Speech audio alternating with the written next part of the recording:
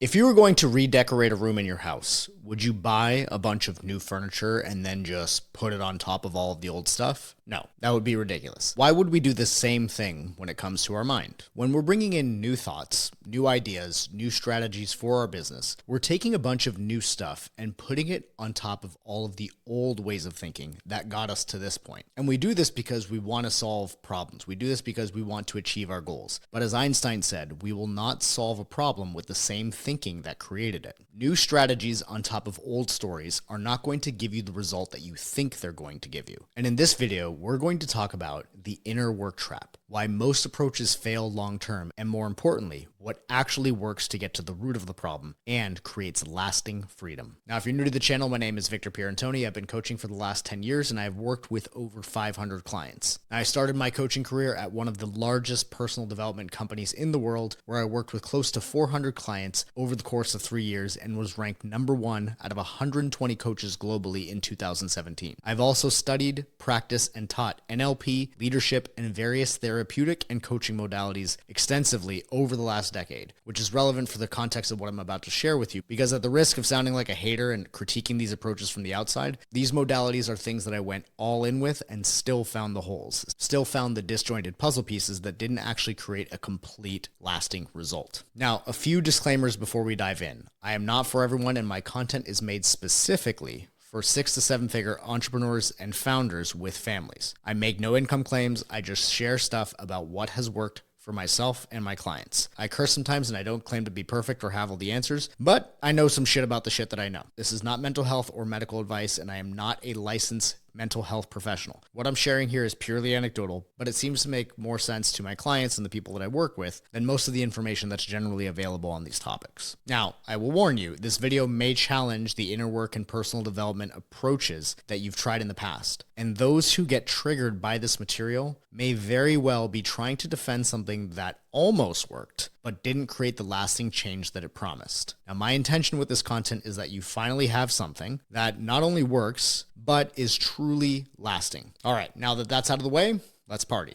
Now, what we're diving into here is one of my favorite topics to discuss, and something that I've spent the last 10 years and over $500,000 of my own capital between a combination of painful business mistakes as well as through structured education, training, and studying dozens of philosophies, coaching modalities, and working with different mentors to connect all the dots of what actually works. And what I found is that the real problem that every high-level founder is facing is not what they think it is. Now, most of them can point to symptoms all day long, saying things like not enough A players, revenue stuck at the same ceiling no matter what they try, never able to fully trust their team no matter how hard they try to work at it, always being the bottleneck where decisions have to come through them, putting out fires constantly with seemingly no end in sight. Now, these fires that these founders are putting out every day seem like the most urgent and important problems to be solved. So they take up all of the founders' time and attention. The main issue here is that these fires that demand their time and attention aren't actually the real problems. They're just symptoms of something deeper. So they pursue all kinds of solutions trying to attack these symptoms like they're trying to fight a hydra, where when they solve one symptom, they have another 3 pop up immediately after. And that is because managing symptoms perpetuates them indefinitely. They might do things like install a new marketing funnel, or hire a management consultant, or a business coach, or any of the other plethora of solutions that are marketed to them every single day without actually getting to the root of the problem. And what this results in is a constant moving of the goalpost. They solve one problem or achieve a goal, and they're already thinking about the next thing. Business capital invested in solving symptoms rather than resolving the root will always fall short. But for most founders, it's not their fault. If they don't know what the root problem is and don't even know how to describe it in words, of course they won't know how to solve it. And so the next best thing is to at least triage the observable challenges that are happening in the business. The observable challenges, however, are not the actual problem. They are the symptoms. Now, my clients would always describe these symptoms and talk in circles, feeling frustrated, overwhelmed, stuck, and exhausted, hitting the same glass ceiling despite doing all the right things without being able to explain exactly why that was happening. And I kept seeing the same pattern underneath it all. Regardless of their industry, their revenue level, or how much inner work they had already done, the problem that they were failing to solve was the root problem, and that problem is called emotional debt. Now, I do a deeper dive on that in other videos on this channel, so make sure to go check those out after this one. Now, the way that emotional debt shows up in your life is it shows up very much like a hydra. It'll pop up one problem over here, and the moment that you solve that problem, it'll continuously pop up other problems in different contexts of life or different areas of the business. So you may crush it in business, have an amazing quarter, and then all of a sudden start feeling disconnected with your spouse, or you start missing some of your kids' soccer games. Either way, emotional debt is going to pop up like a hydra, where anytime you solve one of those problems, another 3 or 4 keep popping up. And so if you don't know how to actually get to the root of emotional debt, this will keep happening in perpetuity. And no matter how much success somebody puts down on paper, it will never truly feel like they're free. They won't have that freedom that they started the business to begin with. And so it's important that we reconnect with why we started the business in the first place. As entrepreneurs, we don't start a business so that we can just give ourselves another job and go from the 9 to 5 hours to the 24/7 hours where you can't stop thinking about it because everything demands your attention. We start businesses to be free, to add value, to contribute in a way that is uniquely our own, in a way that we can impact the market better than everyone around us. And so if we're going to actually experience that freedom, the path there is to resolve emotional debt at the root. Now, most successful founders leave no stone unturned, right? They try everything in order to get the edge so that they're able to perform at their best and hit their most important goals in their business. They've done everything from reading the books, doing the meditations, going to the personal development events, hiring the business coach, even doing the shaman retreats in the jungle to really go deep. And yet, they're still all experiencing the same frustration, the same overwhelm, and the same exhaustion. Not because they didn't try hard enough or that they picked the wrong programs, but because none of these approaches actually clear the real problem. And so it continues to affect business owners even after doing all of this work and trying all the approaches. None of these approaches actually clear emotional debt at the root. And they put in real effort when it comes to these programs. It's not like they just dabbled in them. And a lot of programs out there are actually legit. Some can be very helpful. But the common denominator of all of them is that they are incomplete, especially when it comes to releasing emotional debt. Now, for pretty much every founder, it's not their fault that they haven't resolved this emotional debt, because quite frankly, there wasn't a name for this problem until I had started saying it years ago through my work with clients. And only recently have I seen another authority figure in the space, Chase Hughes, mention the term emotional debt, which if you have not seen his video on emotional debt, you need to go watch it. It's amazing. It certainly taught me a lot about the topic and put some concepts to it that I had not yet realized, even though I had been working with clients for years on it. So go check out his video on emotional debt. It's fantastic, and it'll give you another awesome perspective about how emotional debt actually affects people in their lives. He does a really good job breaking down the neuroscience of it and the biology of emotional debt. So again, if you haven't seen it, I'll put the link in the description. Make sure to go check that one out too. But once you know what to call this problem, you can finally start doing something about it. Now, as a quick reminder, because I covered this in depth in previous videos, emotional debt is the accumulation of all of your unprocessed emotion, inner conflicts, limiting stories, and negative thinking patterns that pile up over time, compounding just like financial interest. Now, everyone has emotional debt, and if someone hasn't actually gone through the process to release it, it's still there. So just because we avoid, numb, or distract ourselves from bad feelings doesn't mean that they go away. Every time we do something in the name of feeling better instead of actually feeling, what we're doing is swiping the emotional coping credit card. And like any credit card, it compounds over time with interest and eventually demands to be paid. Now, we live in a world that is addicted to feeling better all the time. The personal development industry has built an entire business model around helping you almost solve your emotional debt, but never fully solving it, because a fully liberated client doesn't need to keep coming back and buying the next upsell. Now, for a deeper dive on emotional debt and why the industry doesn't want you to clear it, go check out The Business Bottleneck Nobody's Talking About. I'll put the link in the description. For this video, what matters most is understanding why the approaches that are genuinely trying to help are still falling short. And that starts with how emotional debt actually works in the system. Now, unfortunately, when it comes to dealing with emotional debt, most of the tools available to the masses are designed to manage the symptoms rather than actually get to the root and clear it. They generally help you to cope better, feel better temporarily, and function despite the emotional debt. But as long as the root is still there, you'll still experience the symptoms of emotional debt. Now, in order to get to the root, you need to have the proper tools to get the job done, which is exactly what we're going to get into in this video. Now, your mind has a single rule, and that is to stick to the familiar story because it is what creates safety. That's what allows you to feel as though you're in control, as though things are predictable, and that you have a sense of certainty. Your brain is designed to help you survive and be safe. It's not designed to help you succeed and be fulfilled. So in order to optimize for that safety, it finds safety in sameness. It finds safety in familiarity. So the story that you're telling yourself needs to remain somewhat consistent in order for you to have that sense of control and safety at the level of your nervous system. So the mind sticks to the same story, telling it over and over again. This is the technical definition of mindset.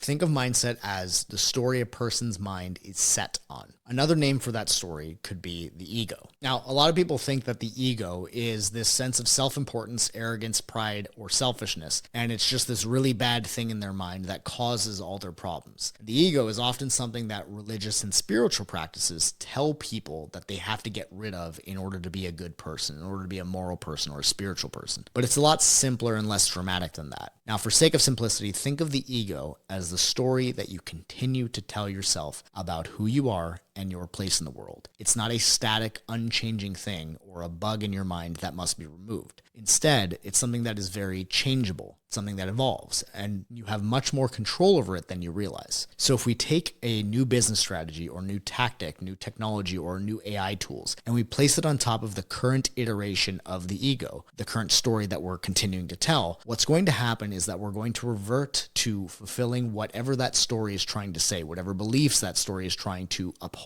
And the current story of the ego is rooted in and primarily informed by a person's emotional debt. Now, the bottleneck of any business is the mindset of the owner. No business will grow beyond the owner's mental and emotional capacity. Think of your mindset as the axe that you use to chop down a tree and ask yourself, what seems like a better use of your time and energy? Trying to cut down a tree by swinging a dull axe 2 times as hard or 10 times as hard for the really ambitious ones? Or taking a moment to stop and sharpen the axe before you take your next swing? When the owner's mindset is riddled with emotional debt, every decision they make and every action that they take in the business is like swinging a dull axe. And of course, doing so will make things more difficult, frustrating, and not produce the intended results. The owner's mindset has the same effect on the business's growth potential. Now, most people think that they're resolving things through inner work, and yet they keep swiping the emotional coping credit card. So they'll resolve one thing, they'll get rid of some of their emotional debt,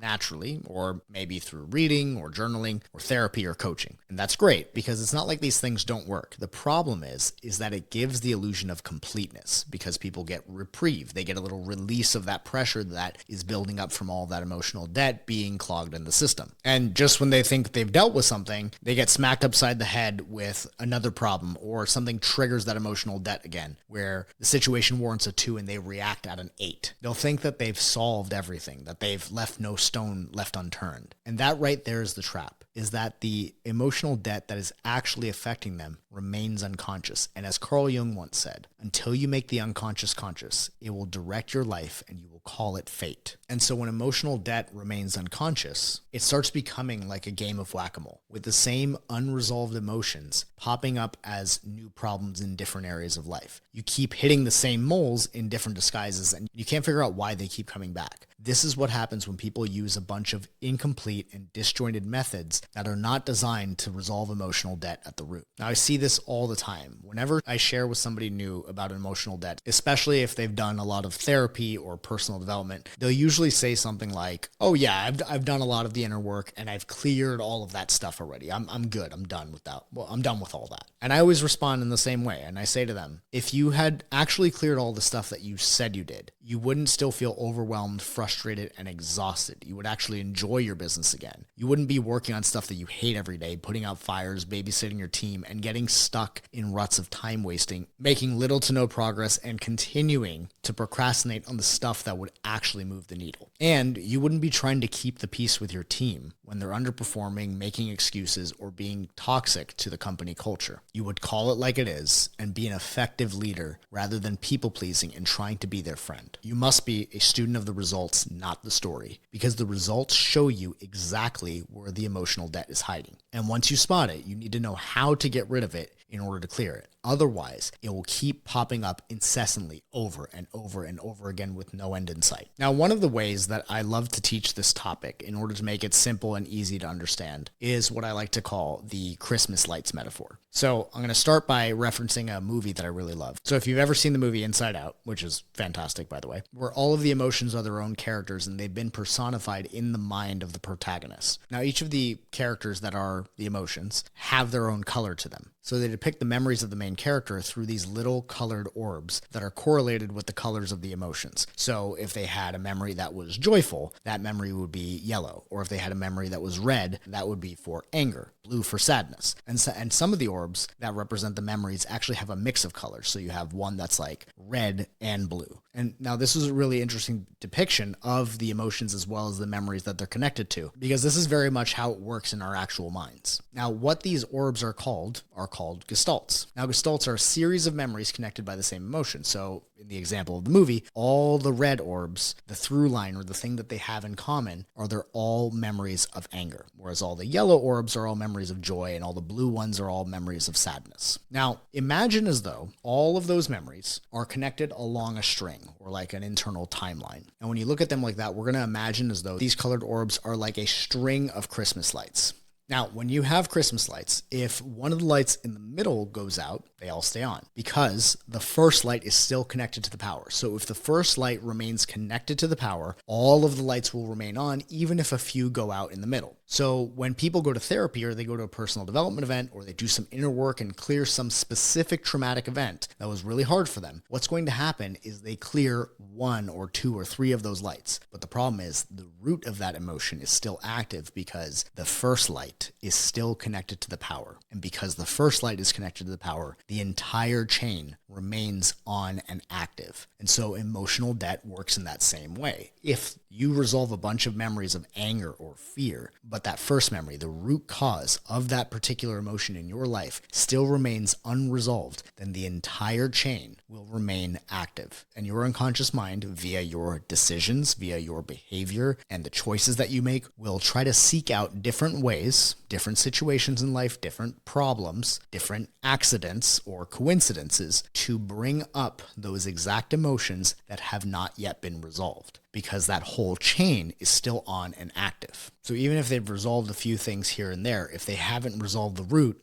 the whole chain remains on. And here's the crazy thing about that first light or that root cause event. It's usually not even the most significant event of a person's life. It's not actually very traumatic. It's usually very mild. Like, for example, you didn't get a toy that you wanted as a toddler, so now you're angry for the first time ever in your life. Even though that's something silly and irrational, that's still the first memory that's unresolved. And most people have no idea what the first memory is because it remains unconscious. It's not something that we can consciously just think about and remember. So even though it's mild, it's still the first one. So it continues to be connected to the power and lights up all of the other memories. Because that very first time that we experience something like anger, when we experience that anger, the people around us, because everybody is marketed the same feel better propaganda all the time of like, hey, negative emotions are no good. We can't be experiencing those unpleasant feelings because our society has made it not okay to experience those unpleasant feelings. Essentially what happens is the people around us generally try to distract us or make us feel better in those moments when we're really little and we're having like a big uprising of anger in our systems. So in that situation, if we get distracted or if we don't have the tools to actually process what's happening or integrate that emotional charge that's coming up and trying to mobilize us into a response, then what's going to end up happening is that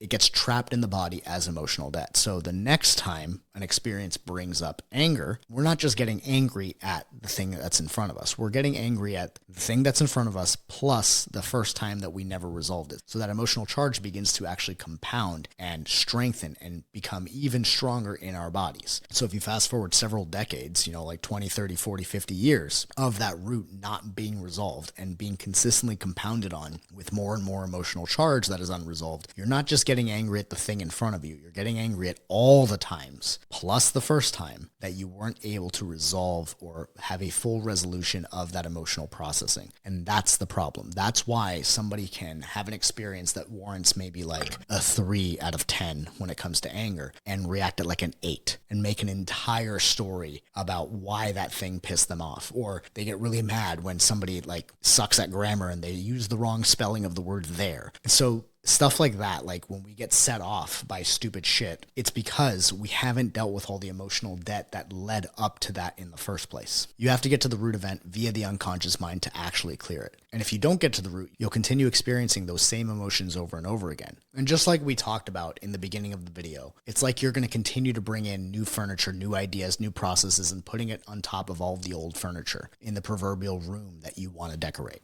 And here's why most approaches miss this. When it comes to traditional business coaching and tactics, which is what most of my clients had been doing, being data-driven is great for business results. But reading the data is not going to resolve the emotional debt, and it's not going to help you when it comes to what you're feeling internally. You may hit some big goals, crush your KPIs, have a bunch of record months with growing your revenues and profits, but still fall into that trap of being successful on paper, but not truly feeling free. Because in that approach, we're trying to solve an internal problem with external tools, with external measures of success, while the internal operating system remains exactly the same. And then there's traditional personal development or life coaching. Now, traditional personal development leans into taking massive action and being in a great state, being ultra positive, excited, and enthusiastic. And that can certainly help somebody get a boost of energy or break their pattern out of the monotony of a certain emotional state, but it's not actually going to resolve the emotion that's stuck underneath. It's going to keep replaying. It's going to keep doing the same thing. And once again, negative emotion in personal development is treated pathologically, like it's a bad thing that you've got to avoid, like it's something that you got to always change your state. And all of these approaches have the same problem. They treat emotions as though they shouldn't be there. Then there's talk therapy. Now, talk therapy is really useful until it's not, because there's something wonderful that happens when somebody is able to finally speak aloud, something that they've been carrying inside them for so long that they haven't shared with anybody. To be witnessed in that sharing of what you're feeling with another person who's trained is a beautiful thing, and it does so much good for somebody. However,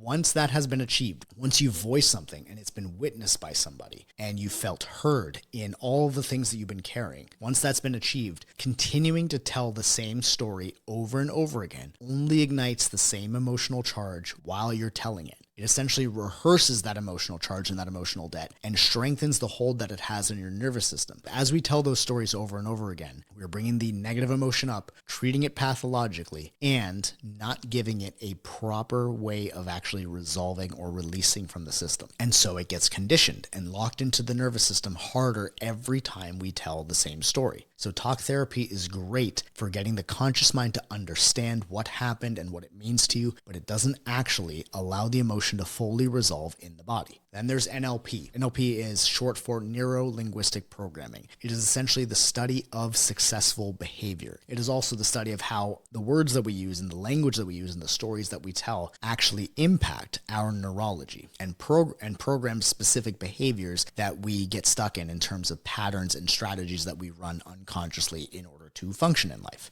Now, I've personally studied, used, and trained others extensively in NLP for the last 7 years. I've done all of it, and there's a lot of good stuff in it, but a lot of holes in it simultaneously. So NLP is a very cerebral process. It doesn't allow somebody to fully get into their body associated to actually process the emotional energy that needs resolution. It's very biased towards the mental realm, and it still treats emotions as though there's some kind of a nuisance or distraction that needs to be gotten rid of, when the reality is that emotions are actually our greatest source of wisdom. And NLP is really good at techniques for creating the quick change to help you to reshape your thoughts, change your language, and ultimately quickly change how you feel. But the lack of somatic processing in the body prevents the emotional debt from being fully resolved. The closest thing that can do a really good job when it comes to emotional debt is timeline therapy, which is an offshoot of NLP created by Dr. Tad James, or mental emotional release, which is Dr. Matt James, Tad's son, his version of timeline therapy. Now, I used timeline therapy for years with my clients, and it was really good. It was one of the best things that I had found. And yet, after using it hundreds of times with dozens of clients from all different walks of life, I started noticing that even timeline therapy, which was at that point in my career the best thing that I found to help with emotional debt, still had a lot of holes in it. After doing it hundreds of times, as well as training other coaches in it, I ended up having to modify a lot of it to the point that it became unrecognizable from the original technique, because it wasn't fully resolving the emotional debt in my clients fully on its own. Now, I ended up building a process off the shoulders of what Tad James created, because what timeline therapy does really well is it helps you reorient the narrative and the story that you're telling yourself, which is a huge part of emotional debt. But it doesn't actually allow the emotion to fully resolve in the body, because even timeline therapy and mental emotional release still treat emotional charge as something to avoid. They don't actually allow someone to fully process the emotional charge. And the answer to remaining emotional charge in the process in timeline therapy is to dissociate more, to get further away from the emotion, which leaves it unprocessed and queued up for a future game of emotional debt whack-a-mole. Then there's hypnosis. Now, hypnosis is probably the closest thing to working directly directly with the unconscious mind that most people have encountered. And there's real value in it. But the problem with hypnosis is that it takes you so deeply unconscious that your conscious mind is essentially offline during the process, which means that even if something shifts and you don't fully understand it consciously of what shifted or why, you wake up from the session feeling different, feeling better, but without any conscious integration of what actually happened and without the integration of the change via action consistently done, that change is often temporary because the root event hasn't been identified and cleared, just temporarily quieted or releasing of the pressure. Now, another obscure approach that a lot of successful founders that I've worked with have also done are plant medicine. Things like ayahuasca, psilocybin, ketamine therapy, and many of them have had genuine, profound experiences. So I'm not dismissing any of that. But here's what I have consistently found. Plant medicine can create powerful insights and real perspective shifts. What it can't do reliably is find and clear the specific root cause of emotional debt that is powering that whole string of Christmas lights. The experience can be very real and meaningful and profound for somebody, and yet still leave the root intact, which is why so many people come back from a retreat feeling transformed, and then 6 months later have the same patterns that are running again, where they had a real insight, but the root was still unresolved. Then there's things like breathwork. Now, holotropic breathwork and breathwork modalities are specifically designed to access the unconscious and release stored emotional energy in the body. And they can absolutely surface really important material and create a cathartic release. But that cathartic release is not the same as clearing the root of the emotional debt. You can have a big release and cry for 2 hours after a breathwork session and feel completely wrung out and cleansed, and yet still have the same emotional patterns showing up in your business 6 months later, because that first Christmas light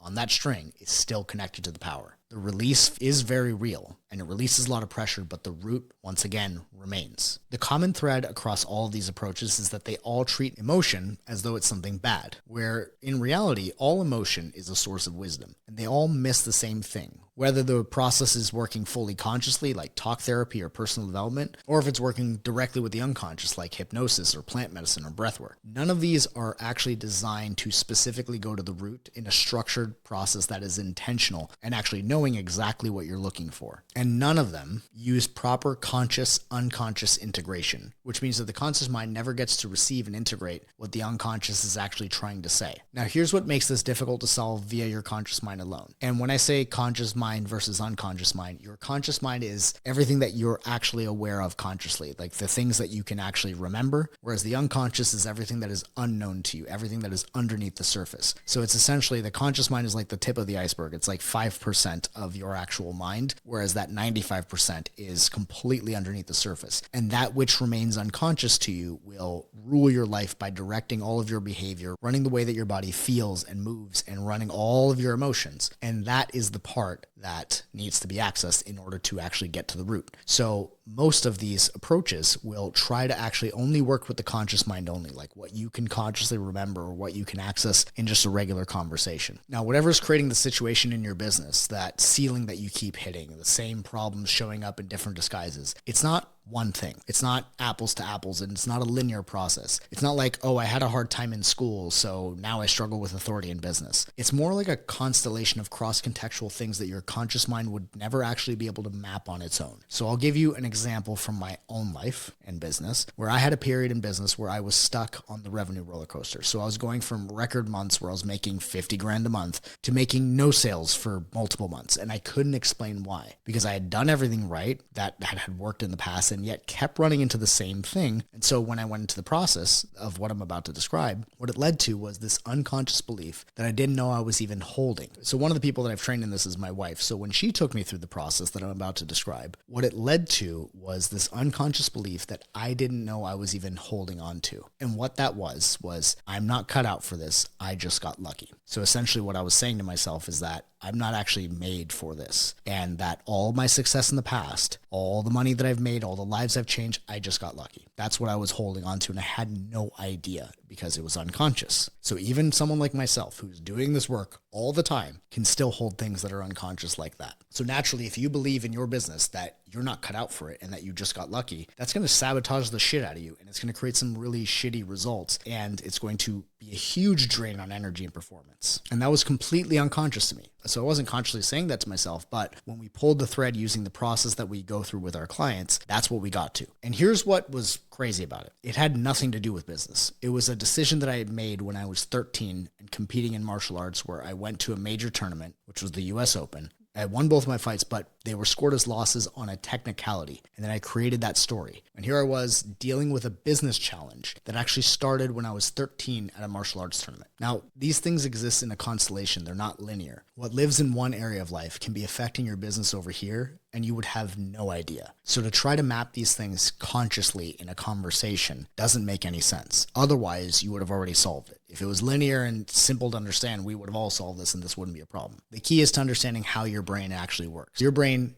every moment, is getting hit with about 11 million bits of information per second, and you're only consciously processing 126 bits of information per second, according to the book Flow by Mihai Csikszentmihalyi. Now, how do we know what information is actually getting filtered out of that 11 million? The information is getting filtered not based on the quality of that information, but based on what we have deemed important consciously or unconsciously. So what is important to us is that which we have emotionally engaged in, that which we have emotional charge with, whether positive or negative. That's what determines which 126 bits you actually pay attention to, especially the unresolved emotional charge that we carry via emotional debt. Everything else just flies by. So you're literally seeing yourself and your emotional debt in everything and everyone all of the time without even realizing it, which is a little mind-bending when you really sit with it. All the challenges that grab your attention will show you where your limiting beliefs are. And you can get rid of those limiting beliefs. But if you don't get rid of the emotional debt that is associated to those limiting beliefs, you'll find new ways of creating limiting beliefs in other areas of life, because the same emotion underneath remains unresolved. Now, in order to actually clear emotional debt, you have to go to the root. Because if you don't, you'll just be cutting off a few twigs of a rotting tree and calling it progress. Now, most approaches are either fully conscious, logical processes like talk therapy, life coaching, or personal development, or deeply unconscious like hypnosis. All of the above can work to release some emotional debt. But the problem is that in order to release the full emotional debt, for it to fully be resolved, for the person to gain the wisdom that that emotional energy was trying to mobilize all this time in the first place, we need what is called conscious-unconscious integration. Conscious-unconscious integration allows a person to be fully lucid during the process, not hypnotized and tranced out, fully lucid, where their conscious mind can actually understand and receive the messages that the unconscious mind is giving them. Whereas most of the time, we would get lost in the noise of our inner narrative or our inner commentator. Most people just assume that that's what's going on in their minds and it's unchangeable. They're the story that we continue to tell. So just like how when you walk in your home and you don't immediately notice your furniture, or it doesn't actually grab your attention, it is because you're so familiar with your surroundings, and the same thing happens in your mind. But just because those thoughts and those stories that you tell yourself are there doesn't mean that they are normal or aligned with who you are made to be. So the process that I take my clients through is what is called the emotional liberation method. And to actually be successful at it is pretty simple. It just requires a few things. Number one, following directions. Number two, answering questions honestly as they pop up with the unconscious mind. And number three, just being able to visualize, even if it's only a little bit. That's it. There's no breathwork ceremony where people are writhing around on the floor, no reliving past traumas and making them a new personality trait, and no lying on a table while somebody waves their hands over you. It's a structured sequential process that works because of the precision of the questions and the order in which they're asked, not because of anything mystical about the delivery. One of our clients described the process as a lifetime of therapy accomplished in a single day, because clearing emotional debt doesn't take years. It takes a few hours, provided that you have the right tools to get to the root and a coach who can custom tailor the approach to your specific needs. And when you actually clear emotional debt, not just manage it or cope with it or try to outwork it, everything changes. Decisions that used to feel heavy begin to feel obvious. The mental fog lifts and you stop reacting to things at a 7 when the situation warrants a 2. You stop procrastinating on the most important work that will bring you to your goals, and you know with certainty exactly what you need to be doing to actually move the needle. and you start executing with a clarity that you probably haven't felt in years. Your team stops feeling like something that you have to babysit all the time, and instead starts feeling like something you can actually lead. All that firefighting suddenly disappears because you stop being the kind of business owner who only pays attention to fires and unconsciously creates them in order to feel valued. And you come home with energy left in the tank where your family gets the version of you that you actually want to be. Being the present spouse and parent, not the stressed out, beaten down, mentally elsewhere version that's been running the show. And the business actually grows, not because you've worked harder or added more tactics, but because the biggest bottleneck just got removed.